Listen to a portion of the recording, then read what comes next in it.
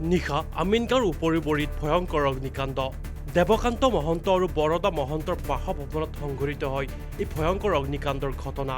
এই অগ্নিকাণ্ডত মহন্ত পৰিয়ালৰ কেইবাটাও ভাড়াঘৰ সম্পূৰ্ণৰূপে জুইত জাহ যায়। লগতে কেইবাখনো স্কুটাৰ, বিলাসী মটৰচাইকেল, ৰিক্সা, গাড়ীকে ধৰি বহু লাখ টকাৰ সামগ্ৰী ভস্মীভূত হয় এই ভয়ংকৰ অগ্নিকাণ্ডত। এই ভয়ংকৰ অগ্নিকাণ্ডত কথমপিহে প্ৰাণ ৰক্ষা ভাড়াতীয়া আৰু মহন্ত পৰিয়ালৰ। বৰ্তমানলৈ অগ্নিকাণ্ডৰ প্ৰকৃত কাৰণ জানিব পৰা হোৱা নাই। স্থানীয় লোক আৰু অগ্নি নিৰ্বাপন বাহিনীৰ দ্বাৰা পুৱতি নিশা নিৰ্বাপিত হয় জুই।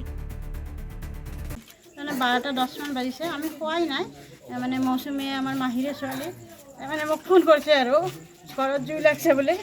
আমি আহি দেখা পাওঁ যে গোটেই জ্বলি গৈছে। মানে বাইক আছিল দুখন, এখন স্কুটিও আছিল, গোটেই গলি গৈছে। সিহঁতৰ ঘৰত যিমান সম্পত্তি আছে মানে ৰুমত লাগিছে, গতিকে গোটেইখিনিয়ে জ্বলি গৈছে। আৰু তাতে আৰু কি ক'ম আৰু মই মানে 12:05 মান বাজি আছিলে, মই মোবাইল চাই আছিলোঁ। চাই থাকোঁতে মানে এই ফুটাবিলাক দেখা পায় মানে ৱালত, ঠিক আছে। তো মানে হালধীয়া জ্বলি আছে। মই ভাবিছোঁ কোনোবা টৰ্চ মাৰি আছে নেকি, তো মই উঠা নাই, চিৰিয়াছলি লোৱা নাছিলোঁ। তাৰপিছত যেতিয়া ওচৰৰ মহিলাগৰাকী মানে তেওঁৰ কাষৰ ৰুমটো জ্বলি আছিল একদম ষ্টাৰ্টিং, মানে ওপৰৰ পৰা আৰু ৰাস্তা কাষৰ পৰা তৰ্জাৰ ৰুম আছিলে। তো তেনেকৈ তেওঁ চিঞৰতে মই উঠি অহা নাই, মই চিৰিয়াছলি লোৱা নাই।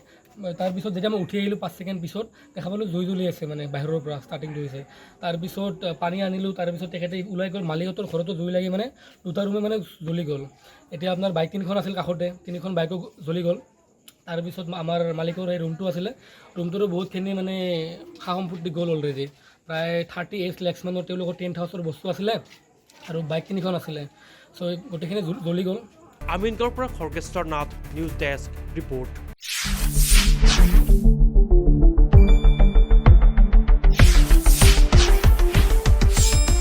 শুদ্ধ আৰু বিস্তৃত বাতৰিৰ বাবে চাই থাকক নিউজ ডেস্ক ৰিপৰ্ট।